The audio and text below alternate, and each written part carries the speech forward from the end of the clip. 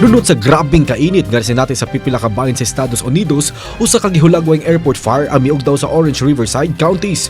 Moabot sa 20 ka hektarya ang apektado sa pag-ulbo sa sunog nga miog daw sa mga balay ug kakahuyan. Nagpadayon na evacuation orders ug warnings sa libuan ka mga residente sa Rancho Santa Margarita area. Kagahapon alas 2 sa hapon, gipagawa sa mga otoridad ang expanded mandatory evacuation order sa mga lugar sa Riverside County human nabantayang mikatap ang kayo paingon sa dapit.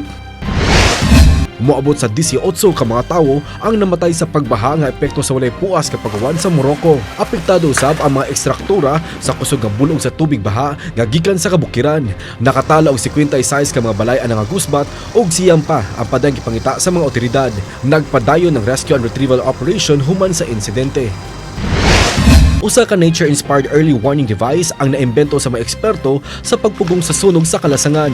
Gitawag kini og PyriPod nga kung makabatyag og labihang init nga temperatura, mupadala kini og warning signal sa mga otoridad aron daling marespondihan og dili na makakatap ang kayo.